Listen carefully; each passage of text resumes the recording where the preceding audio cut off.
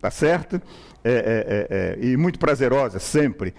O pessoal do interior é aquela coisa da distância, né? Aquele afago, né? A distância que, na verdade, conforta muito a gente, né? Muita gente dando opiniões, inclusive, sugestões para o programa.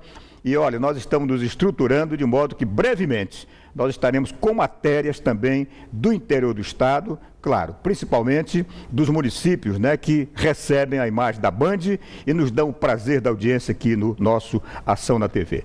Muito bem? Olha, o TRE, ele promoveu no ano passado, e ainda, né, por todo o começo desse ano, o famoso cadastro biométrico. Né? É aquela coisa de você fazer o seu cadastro, né? O cadastro das suas digitais, tá bem? Para quando for votar agora, simplesmente botar o dedinho na máquina, né? E pronto. Facilita tudo, a votação eletrônica, que já era muito rápida, né? Vai ficar mais ágil ainda, né? Então, vários municípios que fizeram o cadastro biométrico, nesses municípios só vai poder votar quem fez o seu cadastro. Só vai haver votação biométrica, né?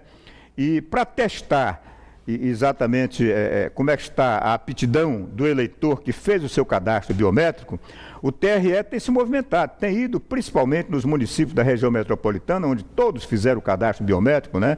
Manaus só na próxima eleição. Exatamente para testar, né? Para fazer uma demonstração com o eleitor, uma demonstração prática de como é que o eleitor vota para não se atrapalhar no dia da eleição. Essa equipe toda do TRE, comandada pela presidente do TRE do Amazonas, desembargadora Socorro Guedes, ela esteve na comunidade Nossa Senhora da Conceição, aqui no vizinho município de Iranduba. O nosso querido repórter do Band Cidade, Tiago Gonçalves, tem uma matéria muito interessante que você confere nesse momento. Monteiro, meu irmãozinho, na tela. O acesso à comunidade escolhida para testar a qualidade do voto biométrico só é possível por meio do rio. Aqui encontramos essa agricultora que ficou 19 anos sem votar e agora faz questão de voltar à urna. Agora que eu vou votar a segunda vez de novo, mas está tudo aprovado. Mas hoje ainda foi apenas um simulado de como será no dia da eleição. Mesmo com o avanço tecnológico, Zilda lembra que votou pela primeira vez ainda na urna de papel. Ela e muitos outros eleitores que vivem distante da cidade ainda se empenham para votar, apesar das dificuldades. Que nós precisamos da melhora assim para nós. Diante dessa realidade, para a Justiça Eleitoral, o acesso a distantes localidades da Amazônia ainda é mesmo um grande desafio. A nossa avaliação é muito positiva, principalmente considerando que nós estamos fazendo um teste efetivamente dentro de uma realidade que nós vamos encontrar no dia da eleição. E são peculiaridades bastante importantes que nós temos, principalmente aqui na região norte, e que esse tipo de teste em loco, nessas localidades, nessas condições, trazem, digamos assim, elementos muito importantes para que nós tenhamos certeza do bom funcionamento da solução que nós estamos adotando. É a possibilidade de sabermos que a pessoa que está se apresentando naquela sessão é realmente aquele eleitor e é a certeza também que começamos com a região metropolitana e tão logo concluamos as eleições, vamos começar com a capital do estado, Manaus. Na comunidade Nossa Senhora da Conceição, que fica a alguns minutos de barco saindo de Manaus, 195 eleitores foram cadastrados para a votação biométrica esse ano, mas apenas uma pequena parcela compareceu ao teste de hoje na zona rural de Manaus. No prédio da escola que funciona a sessão eleitoral na comunidade, além de testar a tecnologia de transmissão de dados da eleição, o eleitor também pôde saber da segurança que agora terá por meio da identificação digital diante do mesário. Aqui, Matheus também conferiu mais um avanço e já pôde praticar o dever de cidadão. Não é difícil não. Mesma coisa quase, não tem diferença nenhuma, né? Muito bem, né? Bela matéria. E eu, como caboclo do interior, né? Filho das barrancas, né? Eu me sinto muito feliz quando vejo esse água, né? Esse riozão aí, né? Aí a voadeira singrando, os rios, né? Queria estar no lugar do repórter Tiago Gonçalves, que fez essa matéria, atravessando o rio aí, indo nessa comunidade, gente muito humilde, né? E olha, Muito obrigado, Iranduba, todas as comunidades, né?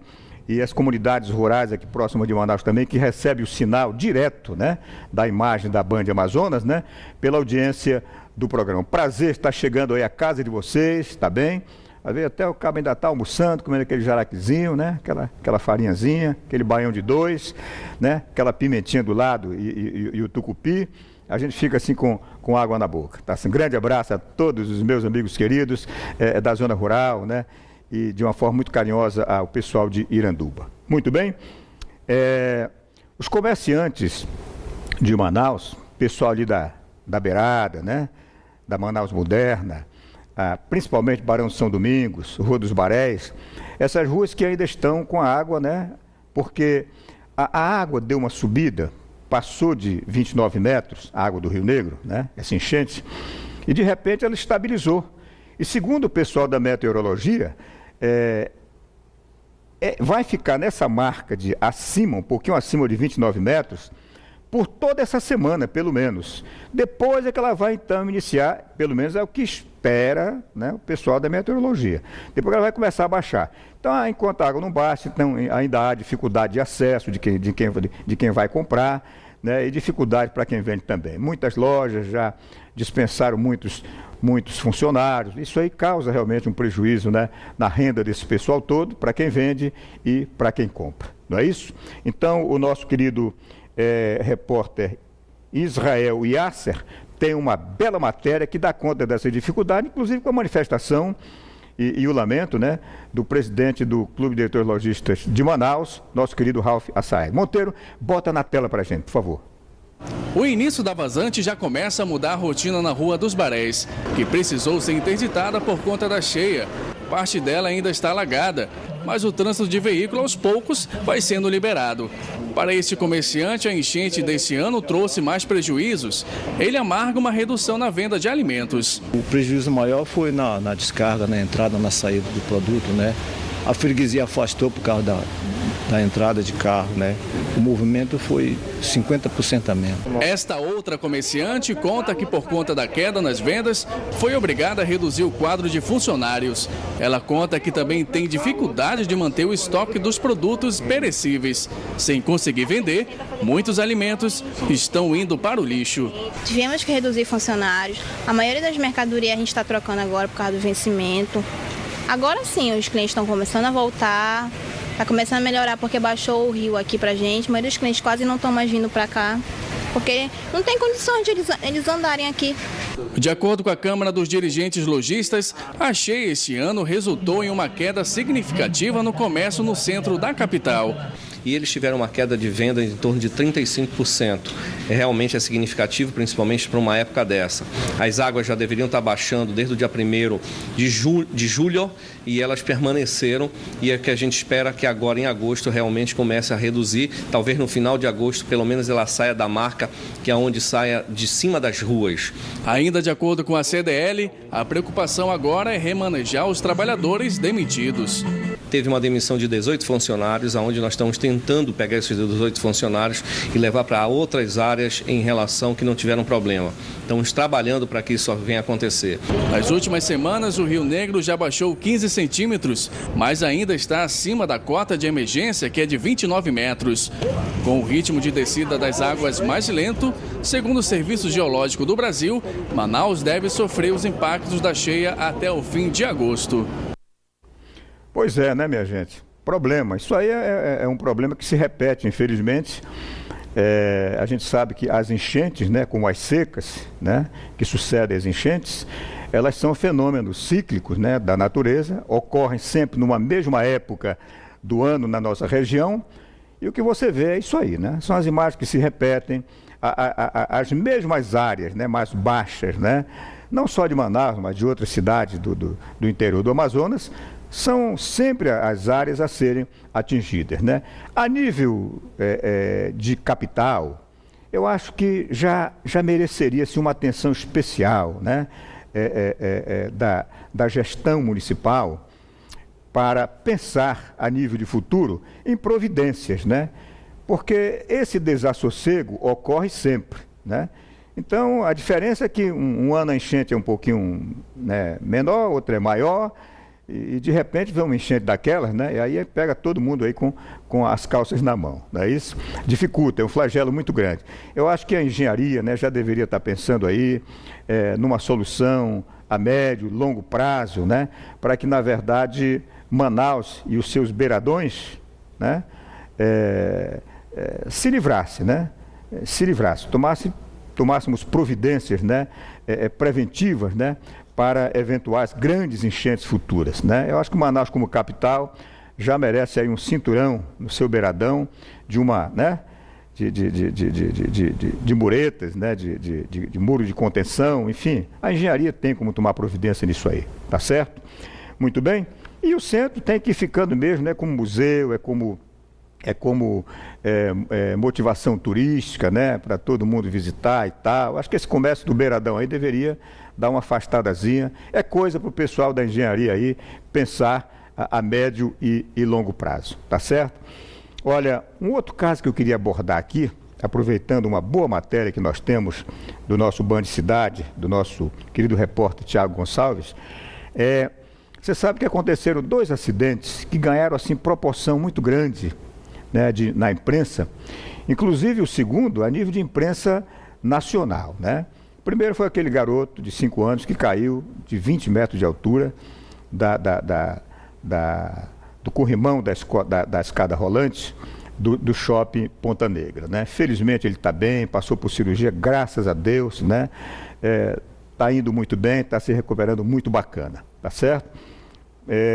E o segundo agora, essa semana, foi inclusive matéria nacional, uma criancinha engateando ainda, vocês vão ver imagens aí, coisa que deixa a gente assim arrepiado. Eu, quando vi na televisão, fiquei assim, né, tremendamente nervoso, porque realmente, né, parece que era um tio dele, né, foi dar marcha ré no carro na garagem e o garotinho cinzou todo mundo, criança cinza a gente, né, e foi engateando e ele, felizmente ele deu marcha ré muito devagarinho, porque tinha que fazer uma manobra difícil, porque tinha um outro carro na garagem, a garagem era apertadinho, né?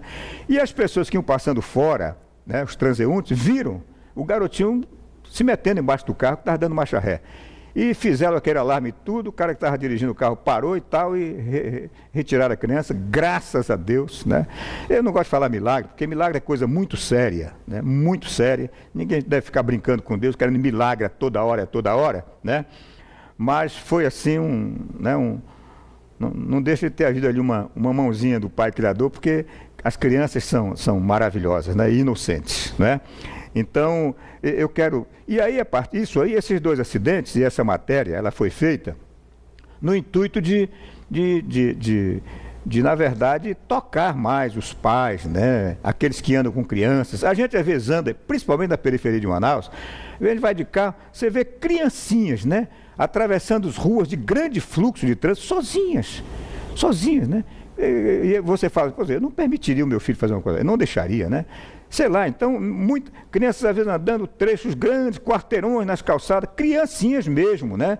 Criança não tem lá muita noção, de repente resolve atravessar numa hora que não deve, né?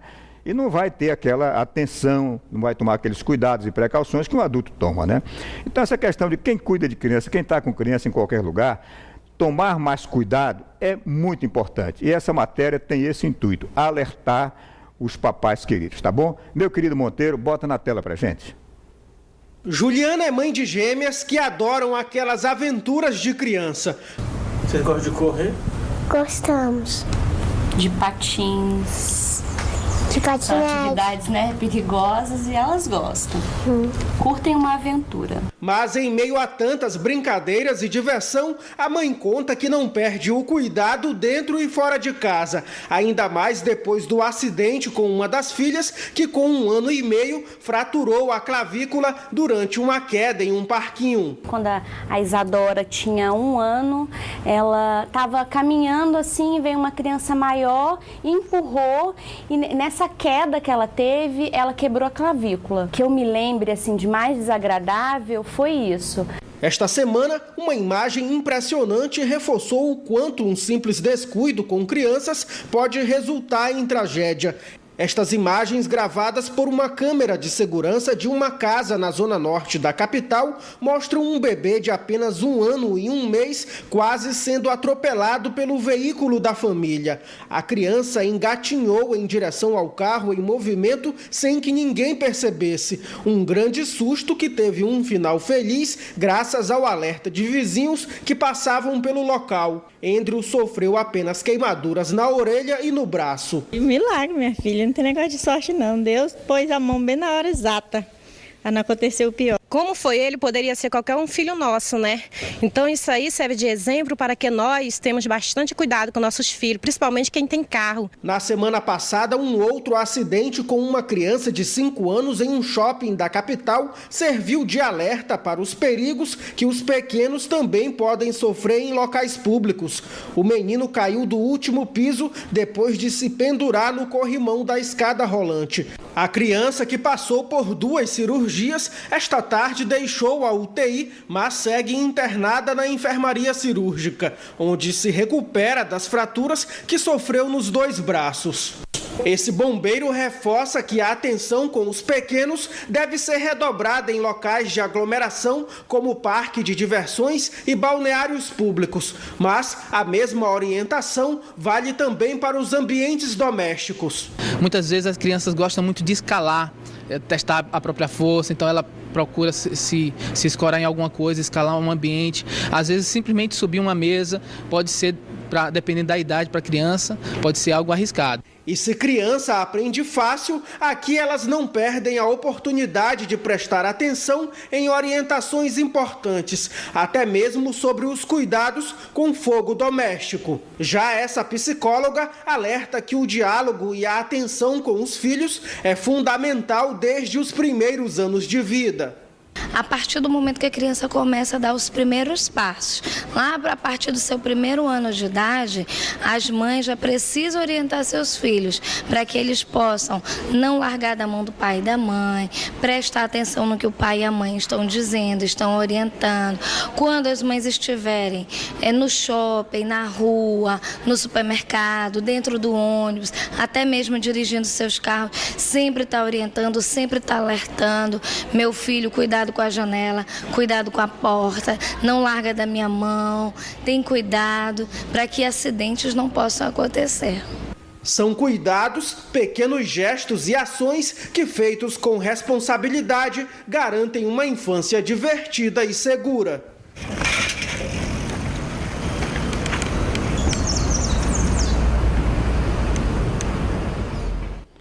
E lá vão eles nas suas bicicletinhas, né? Papai, mamãe, tios, avós, né? Cuidado com os nossos pequenininhos, tá certo? Eles são danadinhos. E olha, criança sadia é criança danada, né? Mas eles cinzam a gente. Então, todo cuidado é pouco, tá certo? Eu não gosto de culpar pai, culpar quem se descuidou de criança, porque eu mesmo já passei por isso. Quer dizer, você está no lugar com seu filhinho, de repente, cadê? Eles cinzam a gente, né? Eles cinzam, mas todo cuidado é pouco, tá certo?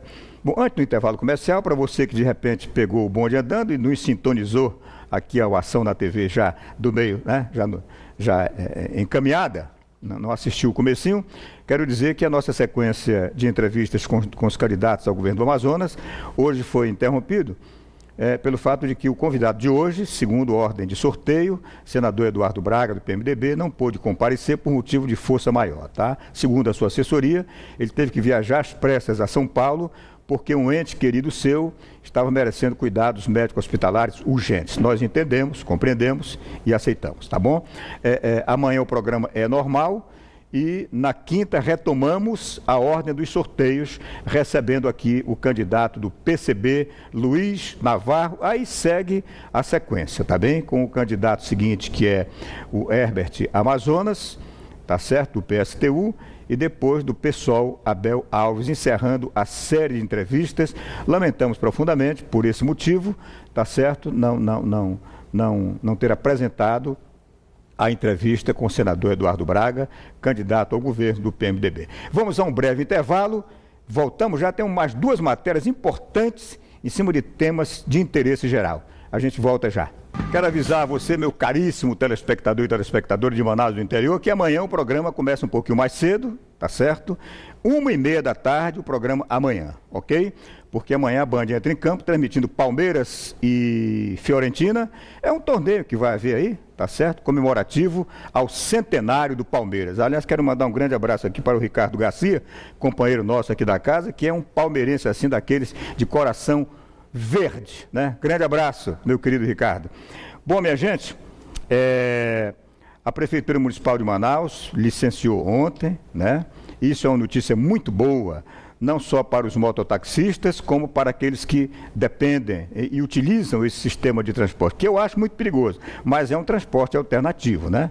Tá? Diante de uma situação em que o próprio prefeito Arthur Neto, muito sincero na sua forma de analisar as coisas e os problemas da cidade, ele entende que se houvesse um sistema de transporte coletivo perfeito, não haveria necessidade de transporte alternativo, né? Mas, infelizmente, a prefeitura ainda luta para corrigir as falhas e para dotar Manaus, né, de um sistema de transporte coletivo perfeito. Tá muito bem? Então, a partir de ontem, já 1.679 motos com seus respectivos mototaxistas, né, já estão licenciadinhos e essas motos já vão trafegar, já estão trafegando, né, personalizadas, bem identificadas, capacete, vestuário.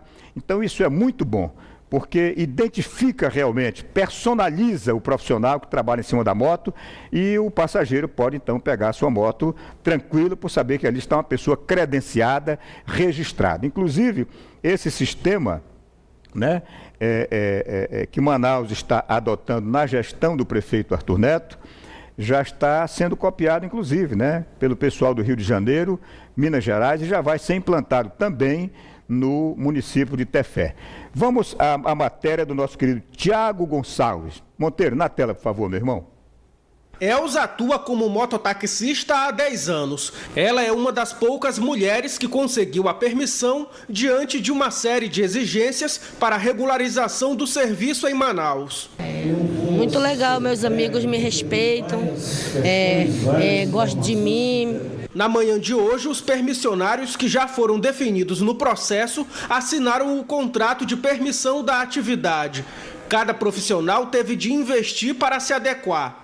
Isso aí é uma vitória muito grande para nós, graças a Deus, agradeço muito a Deus. 1.679 mototaxistas foram selecionados por meio de licitação. Com a medida, o poder público passa a permitir, fiscalizar e controlar o serviço. As motocicletas e equipamentos receberam padronização e já podem ser identificadas pela população.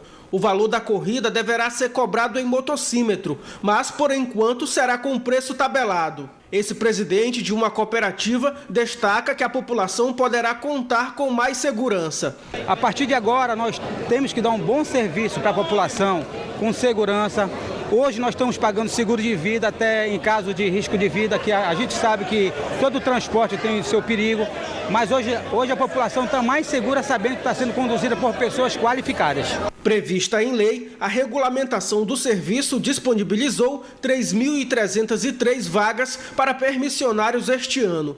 Muitos ainda deverão se regularizar. Claro que nós vamos abrir uma nova licitação, mas nós estamos dando um tempo para poder as pessoas se habilitarem. Se ela não entrou porque tinha problemas, não é no curto prazo que você vai ter condição. Principalmente a questão do curso, que é obrigatório, o tempo de habilitação tem que ser 2 anos. Os mototaxistas que permanecerem irregulares após a conclusão de todo o procedimento serão fiscalizados e estarão sujeitos a multa que chega a pouco mais de R$3.000. Nós temos agora que dar o segundo passo, que é a licitação e a regularização de alternativos executivos.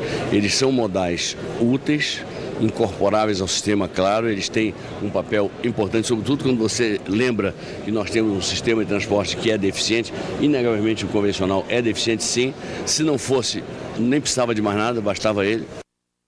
Pois é, né? Então parabéns aí aos nossos mototaxistas, né? Que Deus os abençoe, parabéns à Prefeitura, à frente do prefeito Arthur Neto, tem sido muito sensível nessa questão, né, dos mototaxistas, como também dos alternativos, dos ônibus, né, alternativos, dos executivos. A licitação vai já sair por esses dias e também vai ter uma frota renovada. É bom, Porque você, ao pegar uma moto, você nunca sabia quem estava em cima daquela moto. Porque fazer uma camisa comprida daquela, identificada direitinho, né? E dizer que era mototaxista, qualquer um podia fazer. Não é isso? Então, está aí, legal, né? Regularizada a profissão de mototaxista, estão todos personalizados. Segurança para quem dirige, segurança para o usuário dos mototáxis. Muito bem?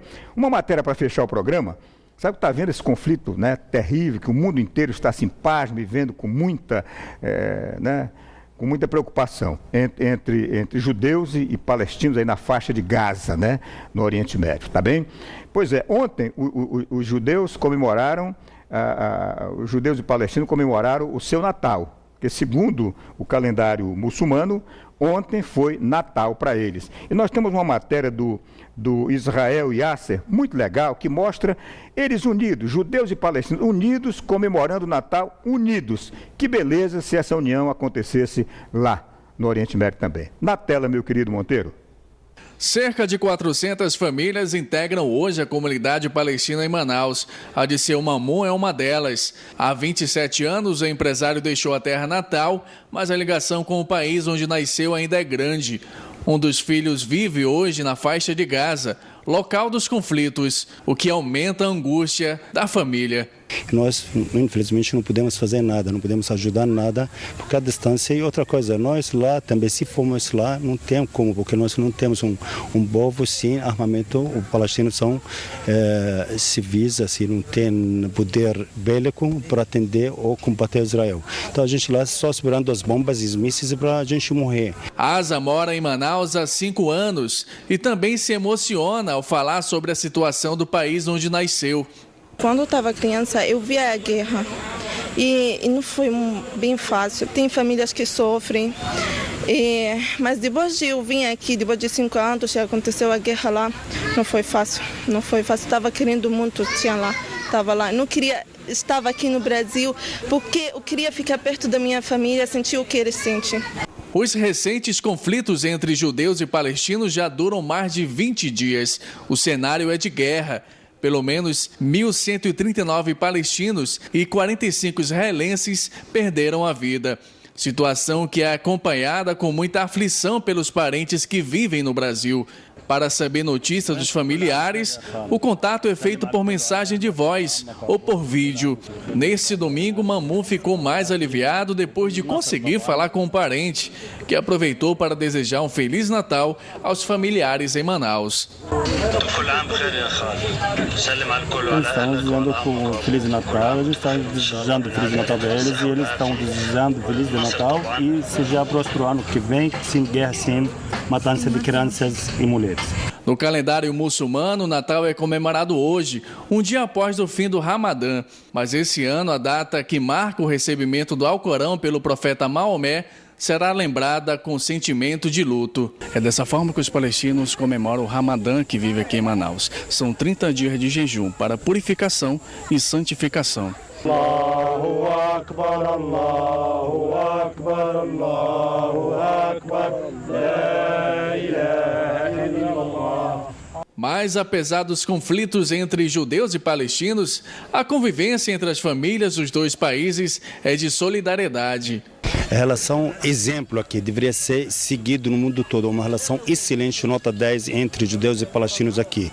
Os nossos amigos são judeus e são excelentes e não temos nada a reclamar entre os judeus aqui. Nós apenas reclamamos do governo de Israel, não é do judaísmo, não de judeu, nem da religião judaica, apenas do governo de Israel, que é um governo sionista, um governo terrorista, só isso. E assim como em outras famílias espalhadas em várias partes do mundo, eles também rezam pela paz e pelo fim dos conflitos entre os dois países.